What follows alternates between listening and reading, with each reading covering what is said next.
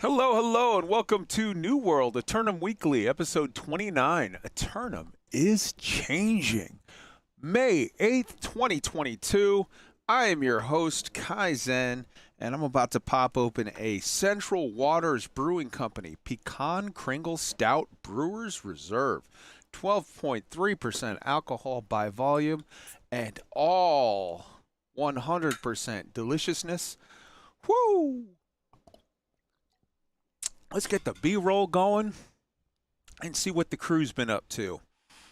To my left, I have the man with the plan, my XO, WOLFDRAGON. Say hello to the beautiful people, Wolf, and tell them what you're drinking today. Hello, everyone.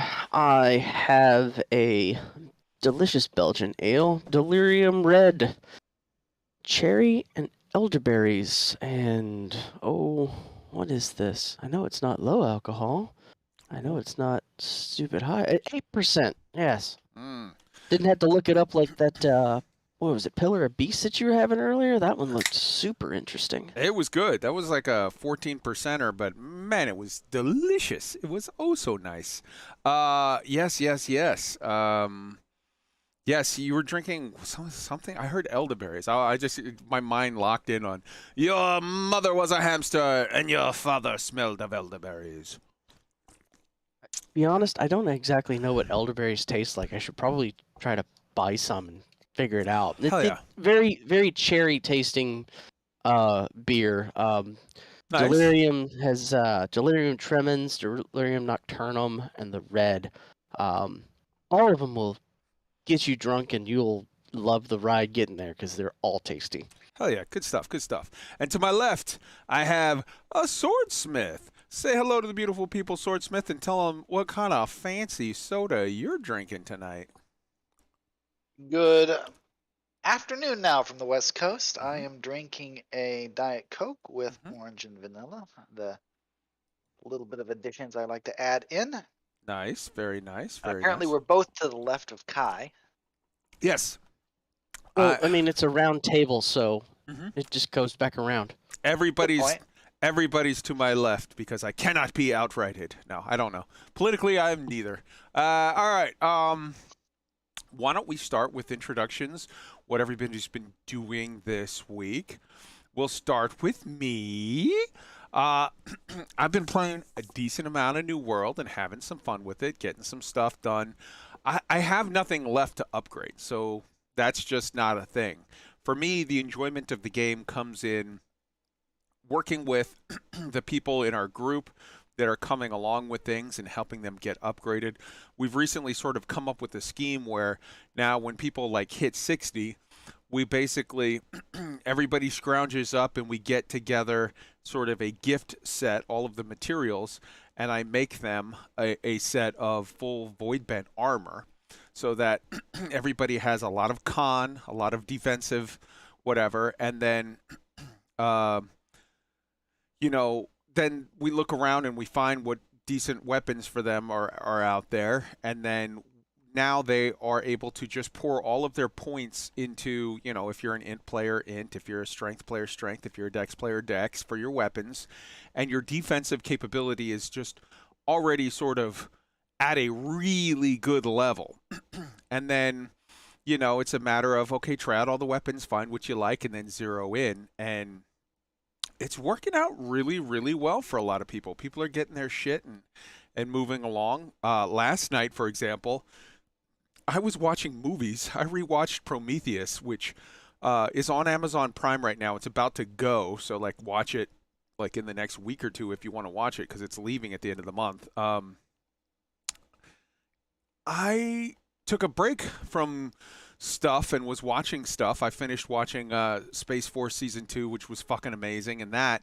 But the point that I'm making with this is that the rest of the crew, the people that were on, it was a mishmash of some of the higher level people, what we call sort of the varsity people that are already at 625, but it was just one or two of that. Mostly, it was all people that were just on the come up, that had just hit 60 or whatever, and they were able to still farm their shit. They got the 2 Laz kills or 2 Gen kills or whatever. They got the dungeons. They got their stuff sorted. So we're coming up with a schedule in the future whereby we'll have different nights for different games. I'm still going to be playing a ton of New World, but I very much like the fact that we have this sort of farm system now where people just keep coming up and up and up, and as each one hits, you know, they're in the mix, and now we have more people to do dungeons and this, that, and the other. I really like the idea of getting to the point where we have, you know, 3 or 4 different dungeon crews that are all kitted out and ready to tackle anything. And then if, for example, one week, you know, Wolf is on vacation, or I'm stuck at work late one night, or Sword has to go do a work thing or whatever, like it's not a hardship. People just fill in as whatever, and we make it go. So I'm really, really thrilled with that. That's been my biggest sort of thing for the week, because I don't measure this game anymore. I'm at gold cap. I'm way over gold cap because I have multiple characters where I stash money on. I am at 625 on multiple different sets. For me, this game is not about personal achievement anymore. It's about growing the group. So that's been my focus, and I'm really, really thrilled with how it's coming along. Shameless plug, anybody who wants to get in on it, you can transfer over now. You just fucking hit the thing. You can transfer over from anywhere in the world, any of the different regions. You can transfer over to North America region, North America East region, and then transfer over to the North America East Pluto server and come join the Marauder faction and just hit us up. Send me a message. I'm Kai Zen of BSL. There's plenty of other people that are Black Sky Legion. We're all, you know, there's different people on at all times. Hit me up or message me in the Discord and be like, hey, I'm trying to get in. We will get you in. We will help you come along. We will help you get geared up. We will help you get dungeoned out and get your levels up, and, you know, come have fun with us. We're a fun group. We drink beers and fucking run dungeons, and we're very, very chill. So that's been my week. Sword, why don't you tell the people about your stuff this week? Well, I was a part of that group last night. I had a good time working through with a new crew, or an augmented crew, I'd say. We learned a lot. We got taught a lot of lessons. Nice. And the other thing I'll mention is my PvP, or also known as my light set, is at 624 and will be 625 this week, finally. Just in time for them to do away with PvP lights. Well, we'll talk about that later. I'm Awesome. sure it'll be useful somewhere. Awesome. Wolf, what'd you do this week in New World, my friend? I've pretty much gotten all the stuff that I've wanted to upgrade up to 625 for the primary being the DPS Bruiser. I can also do the masquerading as tank fairly well. I've got some Umbral saved up. I might make a hammer, have a Carnelian on it just to carry around for the times when I really need to, like, no shit, be the proper tank. But it's worked out fairly well with just the sword and shield doing that job for the groups. It's always fun to run stuff with people, just to give them the things they need. If it's just ups, or if it's them looking for a specific named item, it's like, all right, we know it's in here. Let's go to it and get them to drop. And it's fun hearing the "I finally got it, yes" that the group does, and it's always rewarding. I'm also getting back into doing some crafting. I don't think I'm going to become the omni-crafter that you are, but doing jobs in an MMO has always been something that's been fun. This is one of the few MMOs where I decided to take the character to endgame as well, and now that I'm pretty much approaching that point, I want to make cool shit, so, you know, why not? Hell yeah. That's good stuff. All right, so let's hop right into the first discussion, which is the May Ptr Update One. So these are not changes into the live game. These are changes that were made into the PTR this week that will be reflected in the overall final, in the wash of what we get in the May patch. That'll be coming the last week of May. So the first update to the May PTR has been made. There are several big changes, including included in this update, including some big news surrounding 3v3 PvP arenas. You can see the full list on the PTR forums. Below are the major takeaways from this update. So they basically did more fixing of stuff where it was like, hey, there's a little safe spot in Tempest Heart, various, bugs and this, that, and the other. Here's a huge one. They added PvP arena specific consumables. These items are auto-generated to players upon entering the arena and removed when the players leave the match. These items are not consumed on use but respect normal cooldowns. These include arena health potions, arena regen potion, arena mana, and arena attribute food. So basically what they're saying there is you have an unlimited, you just have one, but it never goes away. It's unlimited. Arena health pots, regen pots, mana pots, and attribute food. You basically choose the attribute food and use it when you go into the match and then never use it again because, you now have it. But every time your health pot cooldown is down, every time your regen cooldown is down, every time your mana pot regen cooldown is down, you can pop that. So this, remember the thing we talked about last week where it was like, man, health pots, man, all those consumables are going to go through the roof and PvP players are going to get salty because holy shit, they're going to be spending lots of money on that stuff. Well, this sorts that out 100%. This is literally, hey, that's fixed. So as a person who is going to make a killing, personally, it's not that great for me. But as a person who wants to see the game do well, honestly, this is absolutely a fucking home run of an answer. Everyone has it equal. Everyone has it. And this also fixes a major gripe that people had with the reward track, the salt reward buyables for PvP, is that like it didn't hardly ever include health pots and mana pots, and people are like, are you fucking kidding me? Why do I care about whatever blight tinctures and this other bullshit? I just want pots so I can run the PvP arena all day. This 100% handles that. Now that is no longer a legitimate gripe for, hey man, I wanted this out of the PvP reward stack, because you just have unlimited health pots and mana pots and regen pots when you're in the arena doing that PvP. And that, I think, is fucking awesome. So now all of the other rewards that you get on the side, well, now that's just gravy. You're fine with that. Guys, hop in on this. Your thoughts on this change to the PvP consumables. Wolf? Do we know if that sort of change is going to trickle into OPR?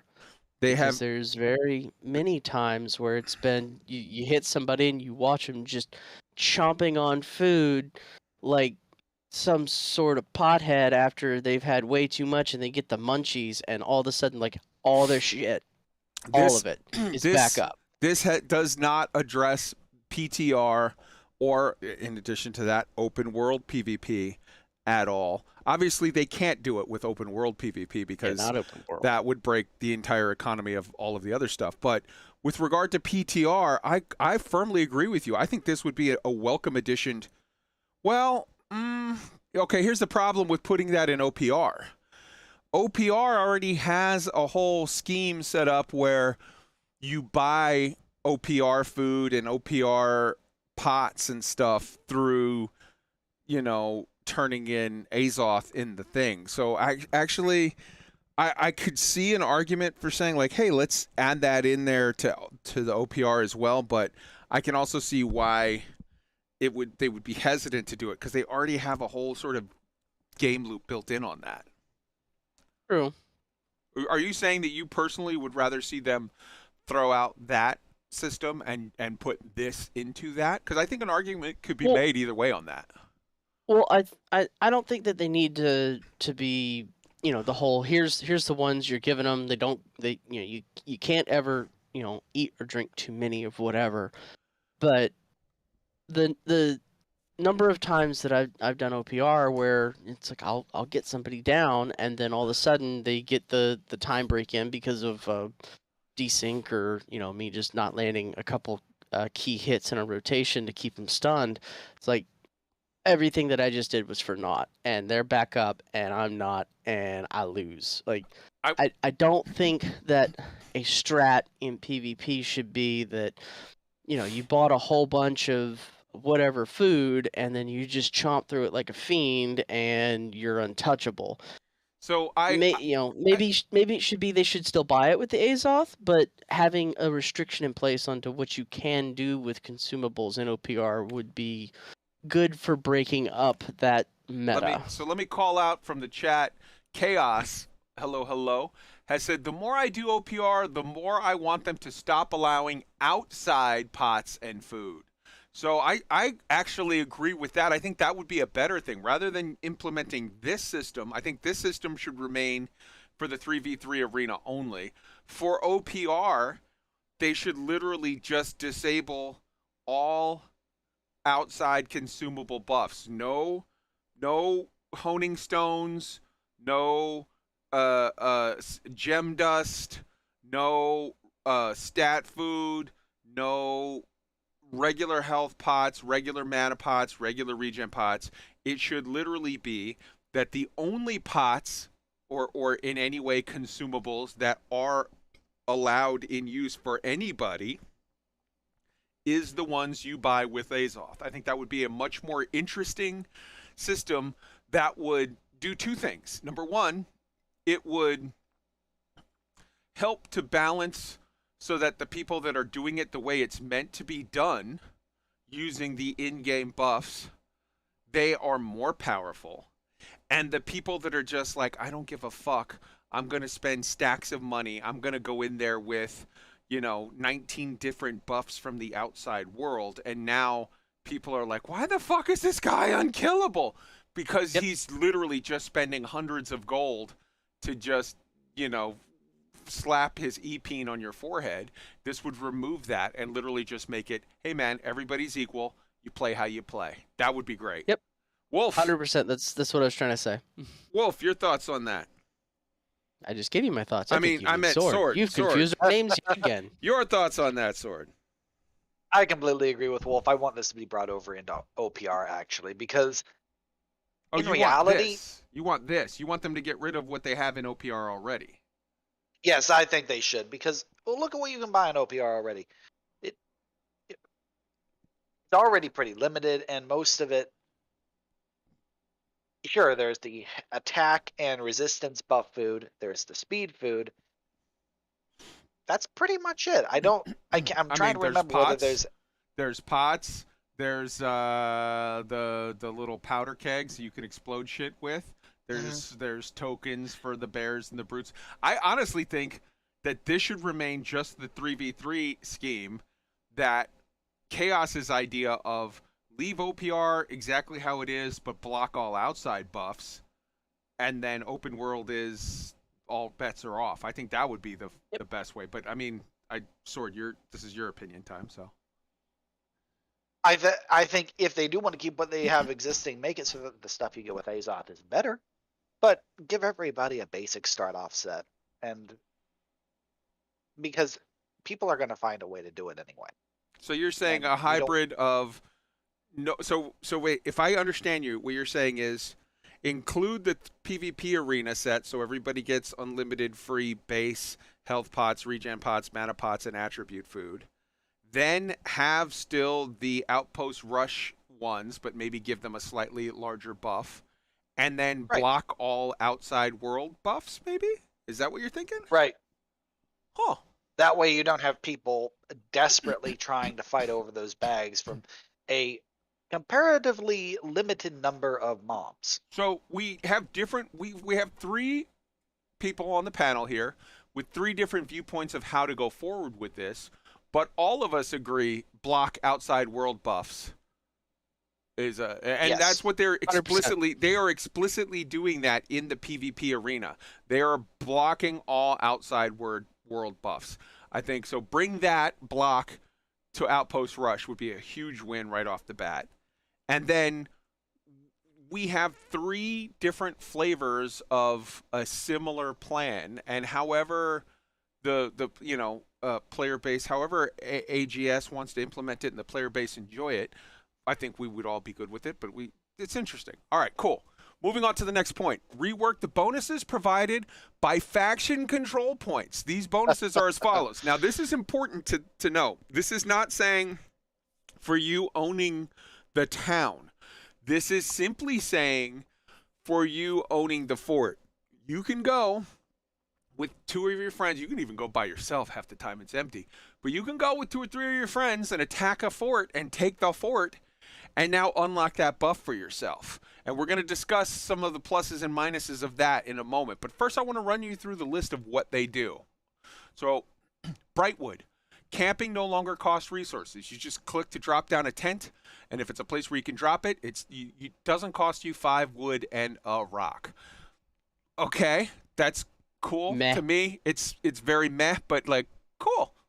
Cutlass keys. Increase global gathering luck by 10%. Holy fuck balls, that is S tier. That is S tier. Ebon Scale Reach. Decrease the cost of items in the faction store by 5%. I would say that's A tier. That's not S tier, but that's A tier. Maybe B tier, A tier, somewhere in there. Everfall. Increase the amount of Azoth Salt gain. That's the new PvP faction currency. By 10%. I would say that's A tier. That's really good. First Light. Increase global refining yield by 10%. Clearly S tier. That is so fucking good. I'm talking, hey man, I have a 20% chance to Asmodeum. I'm making my Asmodeum. I've got the full smelter set, so I have plus 10% chance. So I can proc 10% chance to proc an extra.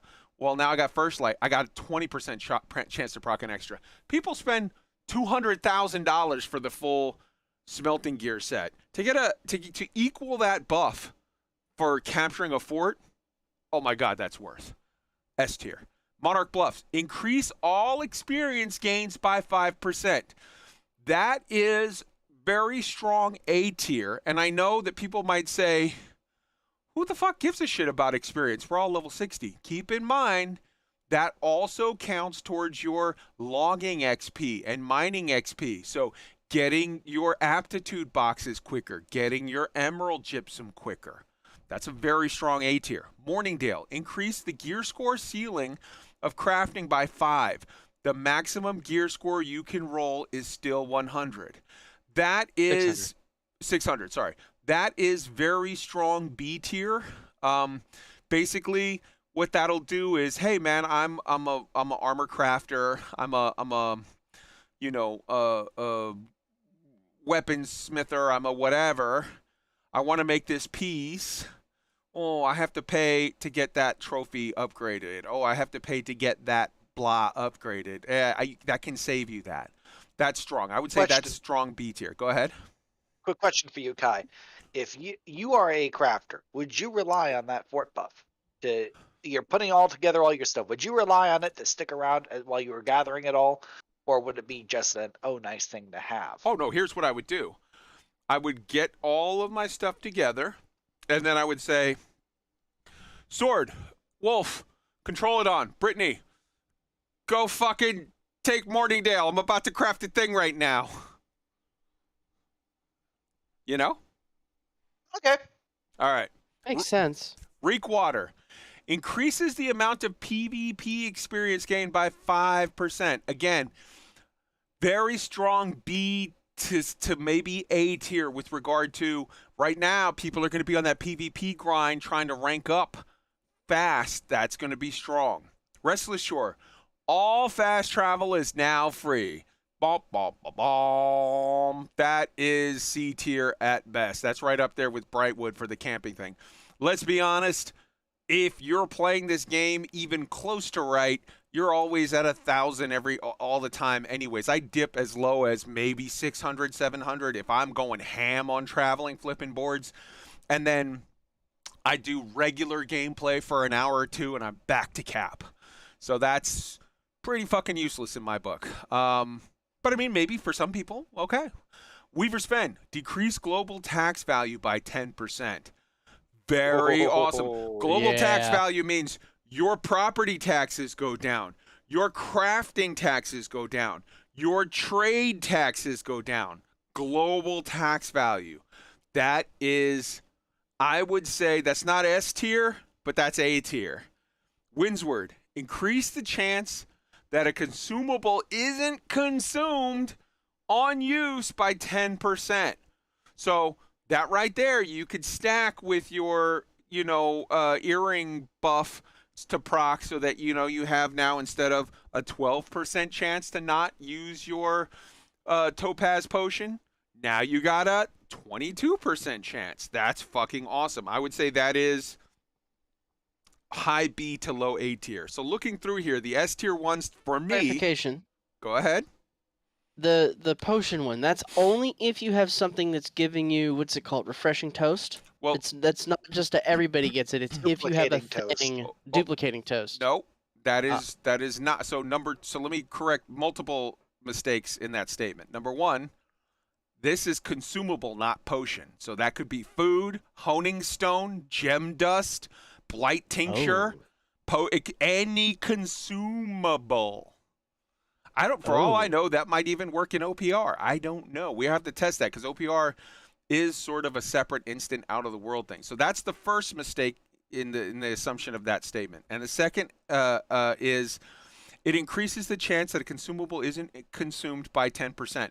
That doesn't mean that it has to have a base thing to add on to. If your current chance, because you have nothing equipped, is 0, it increases it to 10. If your current thing is 12, it increases it to 22. If you have I think ill-gotten gain is a 10%. I have a higher level. I have a level 600 thing, so it's at 12. But yeah, so that's good for all consumables all the time. So I think the S tier ones here very clearly are the ones that are kind of like meh. Are the free travel and the free camps. Like, who gives a shit? There's some in there that are like, oh, that's pretty whatever. The big ones, global gathering luck for Cutlass keys, the refining yield, the XP gain, because like I said, because how you can use it to get your whatchamacallit. That's strong A. That's not S tier. So that's the other S tier would be I would say those are the two S tiers. Just slightly behind it would be Morningdale with the crafting buff. Just slightly behind that would be the chance to get consumable, not to drink, or be consumed, the global tax, and the faction store. But so the two S tier ones there, the strong S tier ones are global gathering luck and the what's the other one, the strongest of the other Crafting? Taxes? Yeah. There's some really, really good shit here. So before I turn it over to you guys to discuss on that, I want to also add in another caveat in my mind, a thing that I think, guys, that the fort buff needs a slight rework, and here's why. Anyone at any time can go and grab it and flip it. So a lot of times it's like, oh, I grab it and flip it to our side, and then like we leave to go use it, like, oh, okay, now my travel is free, or oh, okay, now I can craft something, whatever. I go to use it, and then somebody else runs in 2 seconds right behind me and just flip it right back. I'm thinking maybe there needs to be something where if you flip a fort, you get like, there's a cooldown before it can be flipped back for a half an hour, and then after that, it doesn't mean that it's like on the half hour you have to be there to flip it back. It could be at any point after that it could be flipped back. But I mean, some sort of a cooldown to where it's not literally just I take it and leave to go use it, and then you come and take it from me and leave to go use it, and then I come and take it back from you, and like that's just kind of obnoxious. So what do you guys think about this list of buffs, and what do you guys think about the idea of maybe there needs to be some slight rework in how that is adjudicated? Wolf? I don't know if it needs to lock it out so that nobody can flip it for a period of time, because as I recall, the fort stuff is involved with other aspects of the game, correct? Right. What other So aspects? The fort is only no.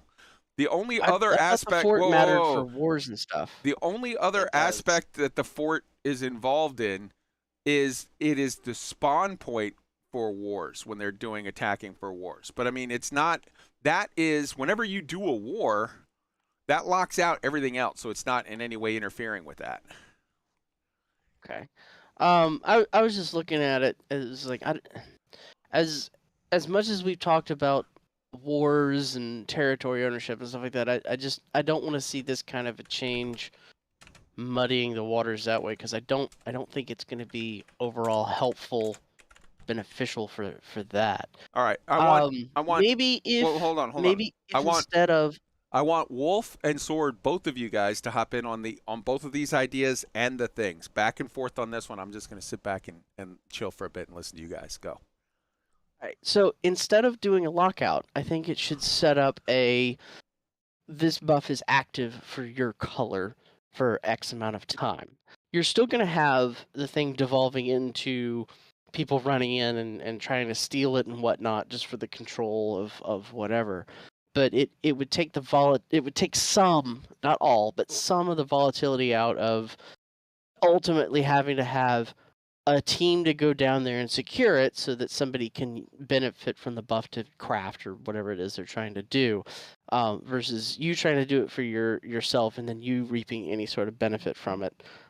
As far as like the things that it touches, I totally agree. Lots of them, awesome. Others of them, not so much, and kind of a candidate for maybe a little bit of a rethink there on Amazon's side. Sword, what do you think they should do for the whole now you got it, how do you use it? How long can you use it, kind of thing? My first thought is until the end of the day or until the daily reset. That way, if you get it on early in the day when everybody's trying to get it, good. You hold it for X period of time, say. You have to hold it for half an hour. Once you've held it for half an hour, you've got that buff for the rest of the day. And here's the other caution, or the other wrench in the works, if you want to say. Take a quick look at the map right now. We have, for instance, Weaver's Fort Vent is locked out. It cannot change. Same thing with Brightwood. Same thing with Ebonskill Reach. Monarch's Bluff, Cutlass Keys. A good half of the forts on the map today are locked out. Yeah, but they're only going to be locked out for like the next hour, right? Because they're locked out for invasions and they're locked out for wars. So that's a time limited. You can't go there into the giant, what is it? No, they're locked out around until the war.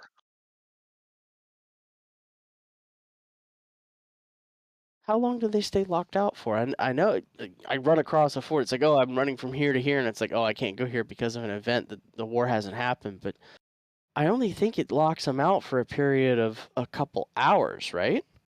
No, that's not what's going on. What's going on is the fort can't change hands. That's not what the lock symbol is completely separate from the locked out area for the event. Okay, yeah, no, I was wrapped around the axle on that.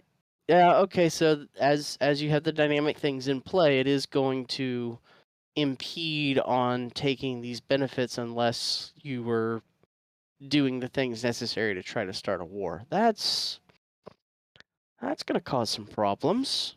Yeah, and this is this went part into my question to Kai, how reliable he would rate the crafting buff. And just looking at all of these, yeah, they're nice, but from where I'm sitting, I would never count on any of them, simply because anything could be happening with that fort at any given time. Mm. It is definitely going to be interesting to see how the larger groups of marauding masses go around and secure these things and hold on to them for groups to take benefit. I think this is definitely a try it and see on the part of AGS. I mean, it's a new feature. Every time they've come out with a new thing, there's always been, okay, we need to tweak this, we need to tweak that. So here's a few I think thoughts. it adds some interesting dynamics. Here's a few thoughts. Number one, I think that's brilliant. The idea of saying your idea, Wolf, of saying once it's captured, maybe let it give a 1 hour buff. And then say, once that 1 hour buff, well, actually, no.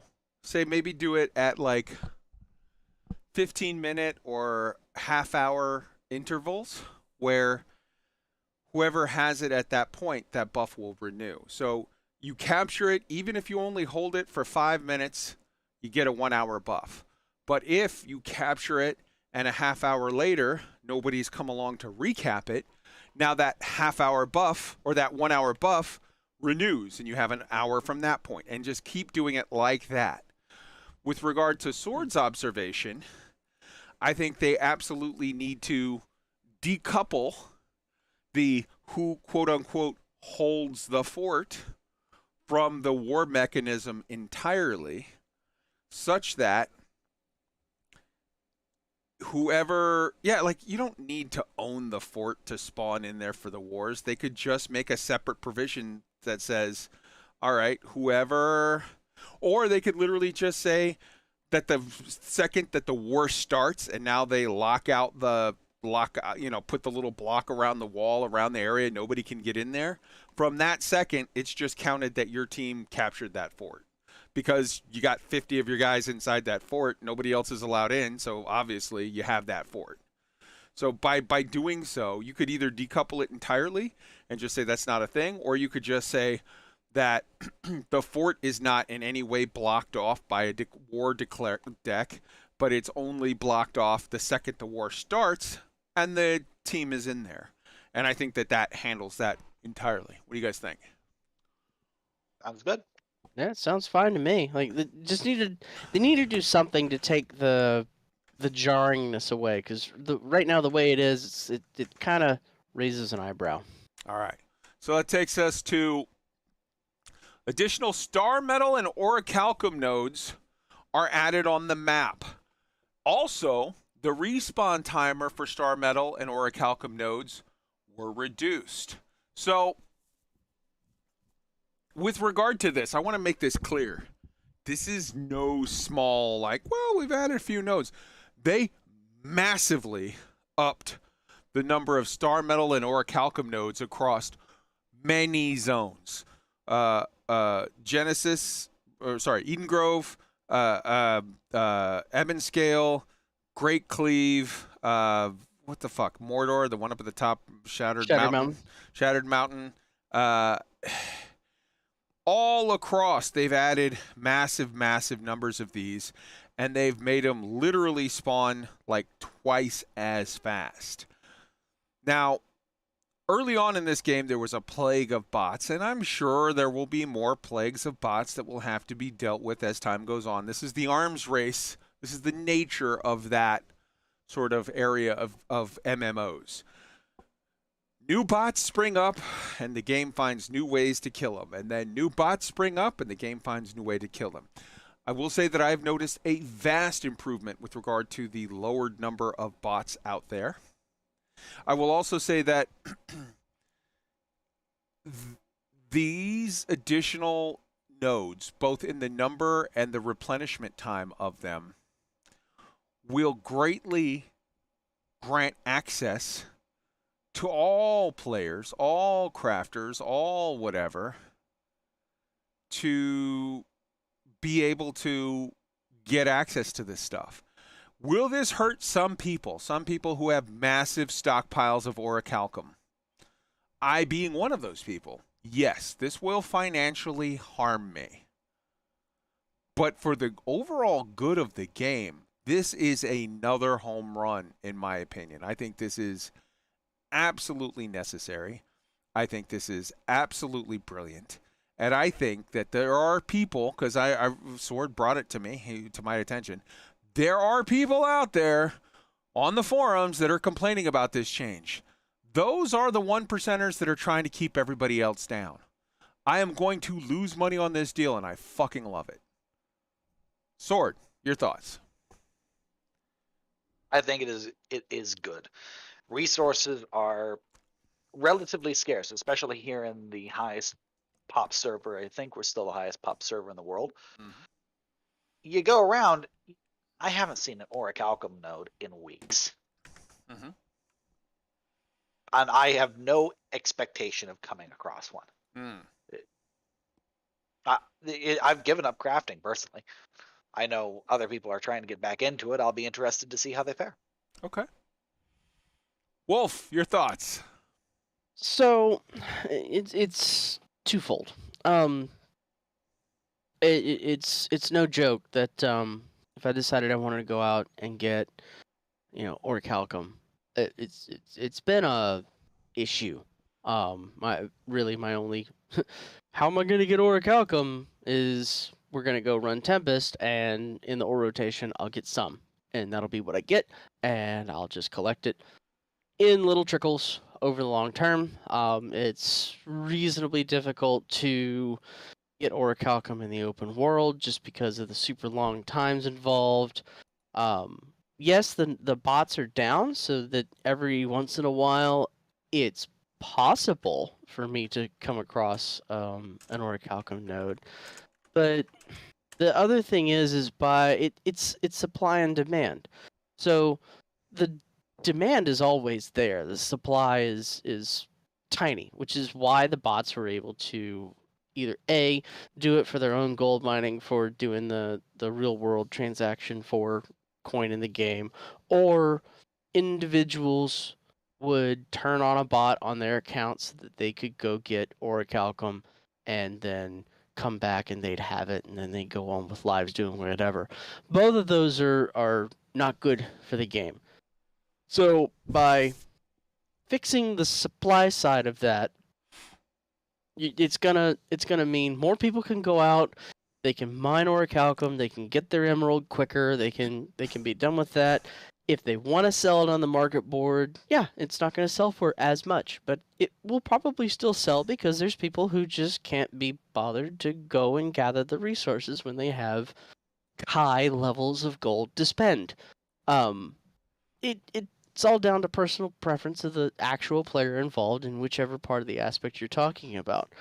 But for somebody who wants to go out there and get the stuff, as well as the jewels that drop as you're mining, so that you could do jewel crafting alongside that, this is ultimately a benefit to everyone at the expense of a very small minority of people. Completely good for the game. Completely agree. That takes us to the next point. They adjusted the levels at which you receive T4. It says T4 and T4 hides. What they mean is T4 and T5 hides. So they changed the level ranges in which current creature drops. So T1 hides drop at 1 to 35. T4 drop 36 to 55. And T5 drop at 56 to 66. Whereas before it used to be T1 was 1 to 41. T4 was 36 to 50, and T5 was 46 to 66. Now, let me break some of this down for you guys who might be like, wait a second, why did you skip from T1 to T4? Well, that's because T1, for example, let's say hide. T1 is rawhide. T2 is, shit. What is it? Coarse leather. Coarse leather. Yes, I always get the names confused. T1 is raw hide. T2 is coarse leather. T3 is rugged leather, or as we say, hugged leather. T4 is layered leather. And T5 is infused leather. So basically, T1, T2, and T3 is all just varying extrapolations of T1. Rawhide turns into, by itself, rawhide turns into rugged leather or coarse leather. Coarse leather plus tannin turns into rugged leather. Rugged leather. For those who don't know, back when the game first started and before it started, when it was in alpha and beta, there's this Brazilian dude who would do these real great guides, and he would always say, rugged leather. So that's our inside joke. And then Tier 4 is the first leather that requires a new hide to be added to it, and that hide is thick hide. So there's only 3 kinds of hide. There's raw hide, there's thick hide, and there's iron hide. So the way the old system worked, you had just regular rawhide until you were all the way up to 41. Then 36 to 50, there was a little bubble where you would get thick hide. And then endgame, all endgame stuff, anything close to endgame, you would get iron hide. So as a result, everyone would be swimming in rawhide. It was cheap and easy to get. Everyone would be swimming in Ironhide just from skinning the shit that they killed doing endgame play in endgame zones. And Thickhide was a break your balls thing where you literally had to go just to a portion, the southern portion of Morningdale, the southern portion of Morningdale, the northern portion of Restless Shore, and a little, just like an inch and a half of Weaver's Fen. So this change, what they're doing here, is making it such, because it was always the case that rawhide was dirt cheap, ironhide was dirt cheap, and thickhide was expensive as all hell. This is just fixing that, stretching out the thickhide area, compressing the rawhide a little, compressing the ironhide a little, and stretching out the thickhide, such that hopefully you will be able to, much more so in the average gameplay session, if you're traveling around and doing various things, access much more of the thick hide, such that the leather working flow, the leather working experience will flow much better, and it won't be this I get naturally, A I get naturally, C I get naturally, B I have to make a whole fucking visit to go do. Again, I think this is absolutely fucking brilliant, and I'm a huge, huge fan. I think what I would also love to see them do, and I don't know if they are going to do or not, because they, whatever, but with thick hide drops in particular, buff the drops a little bit. If it was going to drop you anywhere from 3 to 30, make it drop you, whatever, 6 to 50. Make it drop a little bit more, but I think this is brilliant. Sword, what do you think? Completely agree. It was hard to get thick hide, although Boar's home. Again, the counterpart will always be it is no longer a good moneymaker. I think it will still be a plenty good moneymaker because people are still going to want to buy runic leather, which is at the end of all of this. It'll just smooth out the process. Wolf, what do you think? This gets back to the same thing I said with the orichalcum nodes. Supply and demand. Having gone out, I've been trying to get my leather crafting up because I wanted to make the runic leather to help out with what we're doing when somebody in the group hits 60. You need runic leather to make the void bent armor. Going out there, and it's literally you pull up the New World map website. It's like, okay, I need to look for these wolves or whatever, the animals in these areas. Okay, where are they? Well, shit, that's tiny. Go out there, and if there's anybody out there doing anything with trying to get the thick leather, everything's dead already, and you gotta wait for it to spawn in, and there's competition for jumping on the wolf when it finally materializes in its home spawn area. Like, it's another thing where, again, solve the problem with supply. Yeah, it's going to hurt the market a little bit for people who are just going out there and farming that so they can make bank. You're still going to be able to make bank by selling that or selling the higher tier item after you've crafted on it some with whatever the hell else you've gotten through all your travels in Aeternum. You're just not going to have the super easy mode. Oh, I'll get, 3, 4, 500 of these, put them up on the market at a premium, and then watch the cash roll in. It's like, cash is pretty easy to get in the game overall. Why do you need to have this one thing where you can just win the lottery every day? Like, it's not needed. Okay, so let's bring it to that. That wraps up the highlights of the week 1 PTR update notes. So that's PTR May Wave 1. We'll let you know as this continues to progress. I put a link in the show note to the newworldfans.com article. Great article put out by, was that Bordy or BDLG? That was put out by BDLG. Love that guy. Love that bald fucking ginger. Huge salute, sir. So go check them out.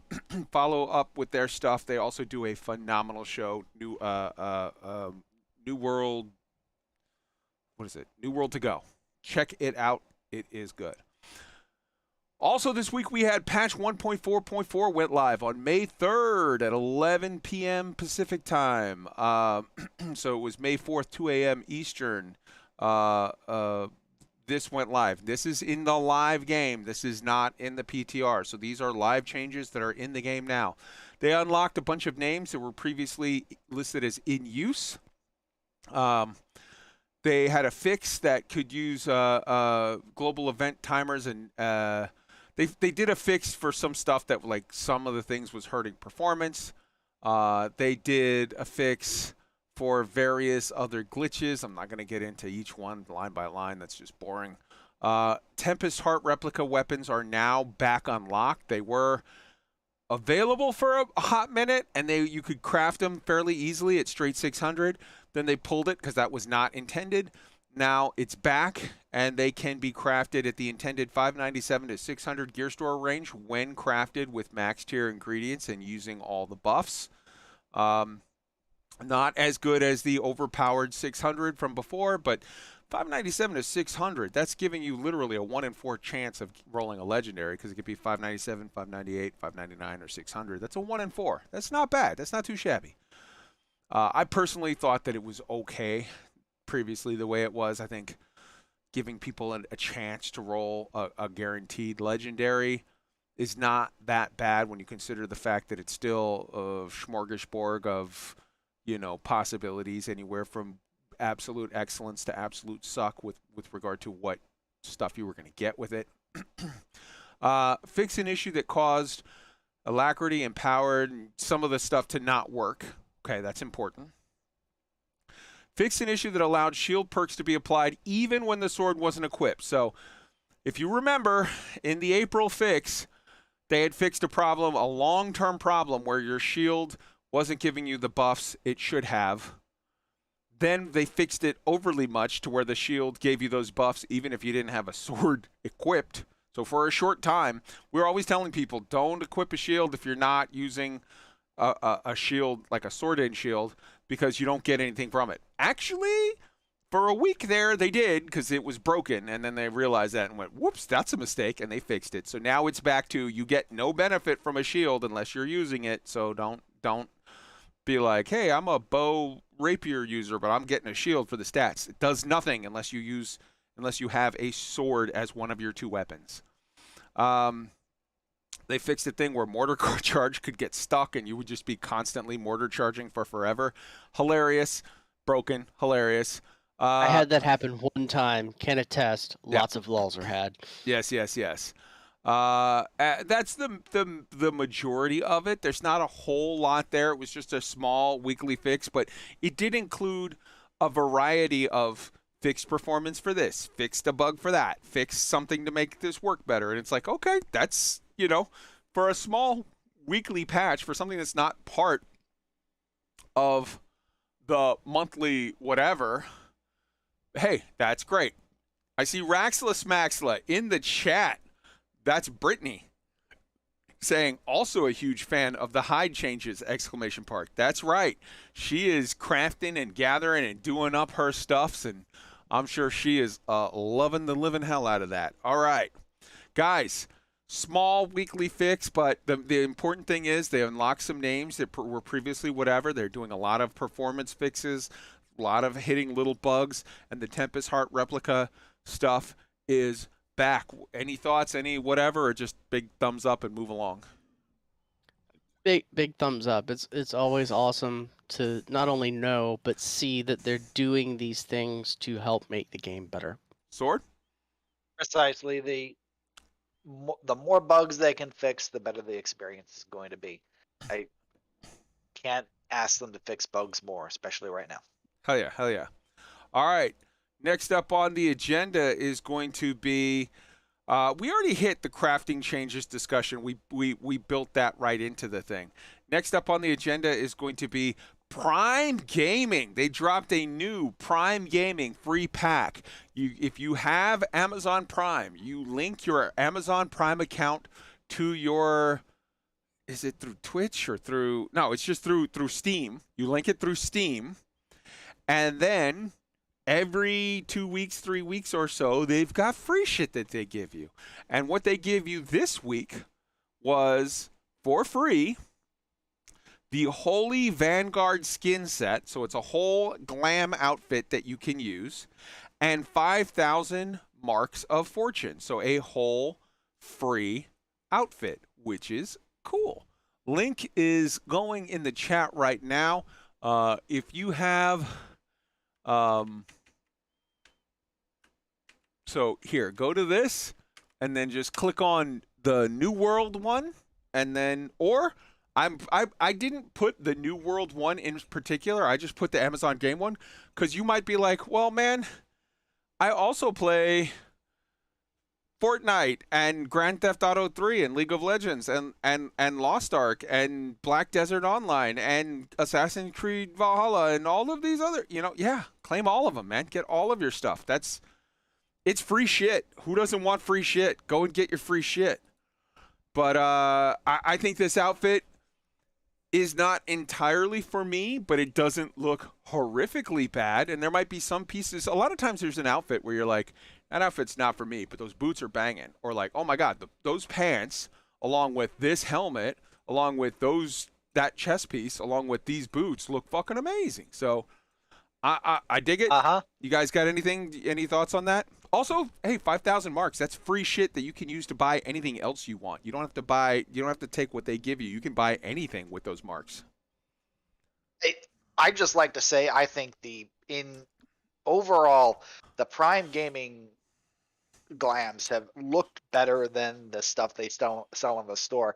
And if anybody from AGS is listening, a lot of us don't really like the over-the-top stuff that end up getting put up on the store.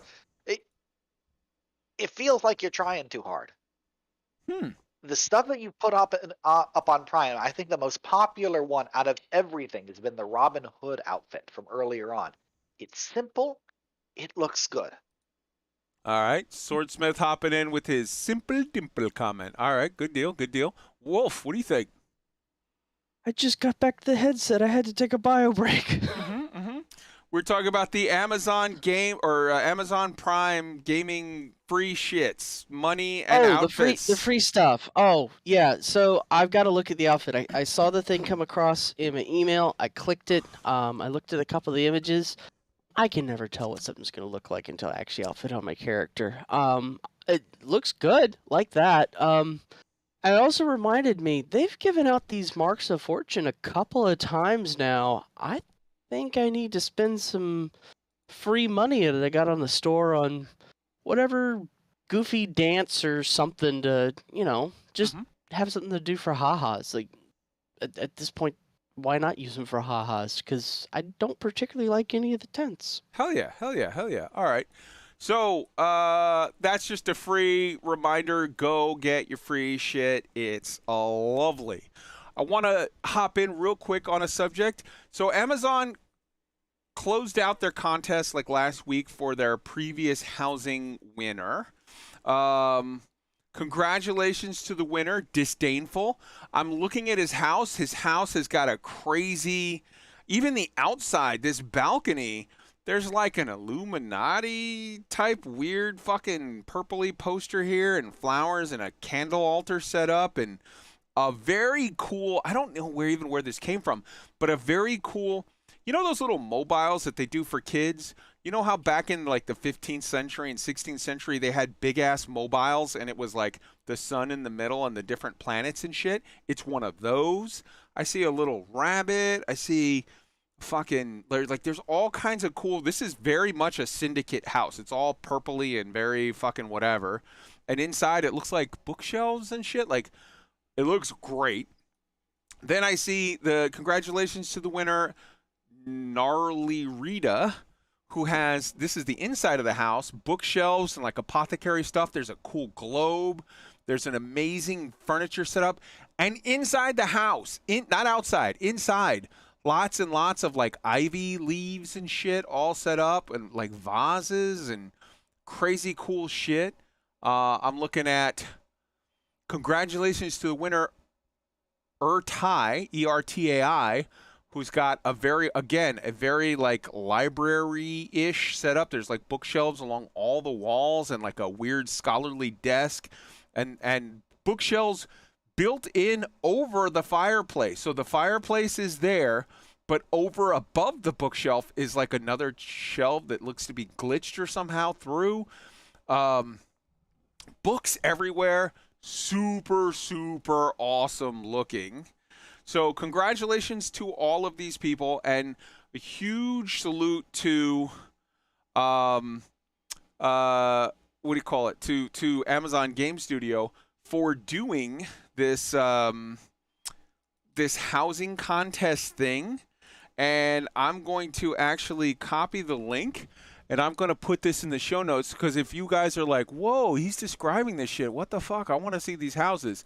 Link is in the show note right now to go see the previous winners. And you can see all of the stuff that they have on in their houses. But in addition to that, I want to call out that they just posted a tweet this week that says, what theme would you like to see in our next housing competition? Taverns, restaurants, venues, and tree houses. Taverns is taking a huge lead with 47%. Restaurants are at 10%. Venues, that seems very vague. Isn't everything a venue? Like a restaurant is a venue of I don't know, whatever. Maybe they're thinking like stage productions, whatever. Tree houses at 35.2%, the number 2. I'm going to link this also in the chat so that you guys can get in on this. You can vote. But I think it's very cool that they're committing to like, hey man, this is an ongoing thing. We're going to be doing housing contests like all the time, every whatever month, 2, whatever, and we're gonna just keep encouraging people to be super, super like imaginative, artistic, you know, expressing their artistic whatever, like make cool shit. So let's start with Sword and then go to Wolf. What do you think about the previous contest winners there that I linked that you can see the amazing pictures of their houses? And what do you think? What would you like to see going forward? Whether it's one of the things listed here, but even if you're like, I have another idea for a thing. What do you think? Go ahead, Sword. They look good, and honestly, housing hasn't ever really been my thing in a MMO setting. I'll look forward to seeing what they come up with next round. Hell yeah, hell yeah. I like the taverns. I know, for example, Brittany has her house set up with like a big, like a kitchen area, like it's a restaurant or whatever on the one floor, and then the upper, she's doing other things as well.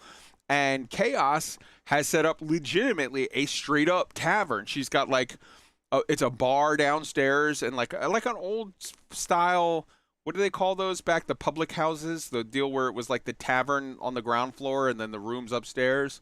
Although with Chaos, it could be that it's a tavern downstairs and a room for company by the hour upstairs. Who knows? I'm whatever. But like, yeah, I think that's some awesome shit.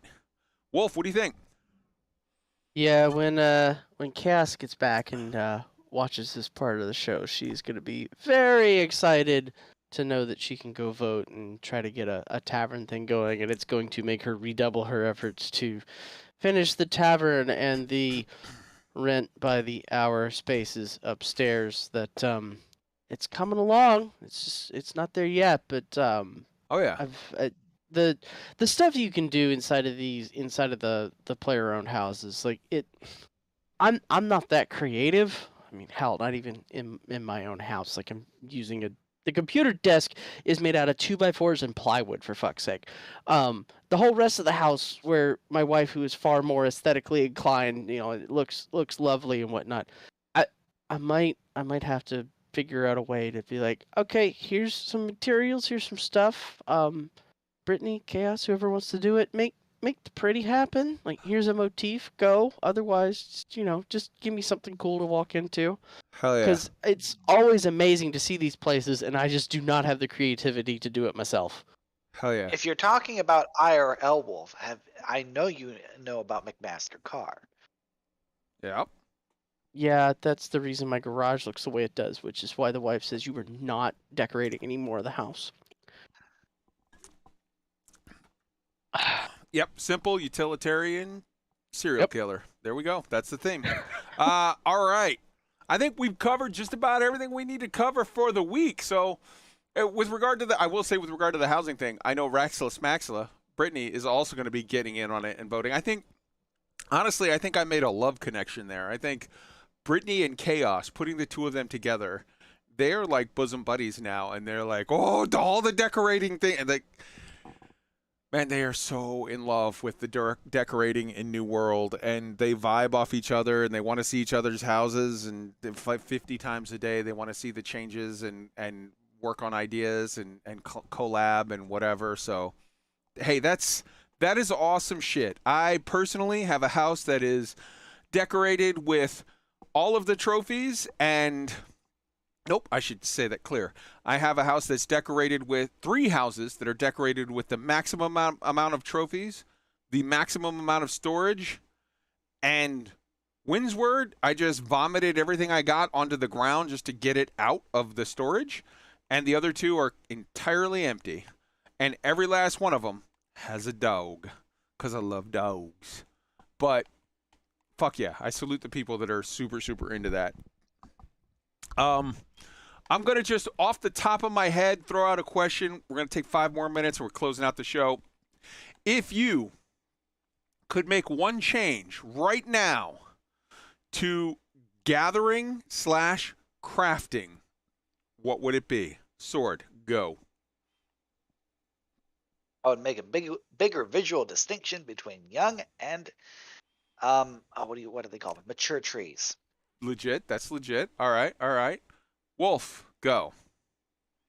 Same thing that they did for Orichalcum nodes, extend it towards weirdwood and ironwood trees. All right, that's legit. Mine would be this. And this is... this is going to be a bit of a whatever, but honestly, I think it needs to happen. I think that crafting in this game is the biggest ball ache you can imagine, because you can gather all of the clothes. You can get yourself to top level. You can gather 3, which is the maximum you can have of the top trophies. You can get the food for the buff. You can get everything possible. And there is a 98% chance that you're still going to make something that's dog shit, because the perks you cannot assign. So I would say this. I would say they should let us assign, at the very least, always 2 perks and an attribute, and then just make it to where if you get the legendary, that last perk is a crapshoot. That still leaves a lot of times where people are going to have to craft 5 different things to come up with something useful. But I think crafting 5 different things to get something that's best in slot, when you're talking about using all top tier materials, for a person who is top tier crafter with who has spent you know, hundreds of thousands to be absolutely as buffed out as possible, having them have to craft 5 things to come up with 1 BIS item, I think that's a huge ball ache, but fair. The current system of having to craft 80 things to get something that's BIS when you've got all of the above caveated things makes it such that crafting is just not really viable. You guys got any commentary on my idea before we close out the show? No, I agree with it. What I can craft at, you know, at top tier, which is only a couple things, it has been very deflating to just get screwed by RNGesus. And the mats are, you know, some of them are cheap, some of them are expensive, but it's all of it is time investment. And spending all the time and not getting a sense of accomplishment or something as a reward, just getting a slap to the face it's not fun. Make crafters' lives just a wee bit easier. Doesn't have to be, you know, push the full easy button, but just a wee bit easier, and it would go a long way. All right, Sword? You know what? I'm just going to say it here. I think that crafting needs to be 100 times harder. I don't think you should ever be able to craft a BIS weapon. All right, we should just caveat now for everyone who doesn't know Sword that he is a horrible fucking troll. Sword is the biggest troll you will ever meet in your life, and he normally doesn't let that part of him show on the show, but apparently today he has. So with that thought, ladies and gentlemen, I'm going to bid you a good night. And guys, on the count of 3, say goodbye to the beautiful people. 1, 2, 3. Good night, all. Thanks for joining us. Ciao.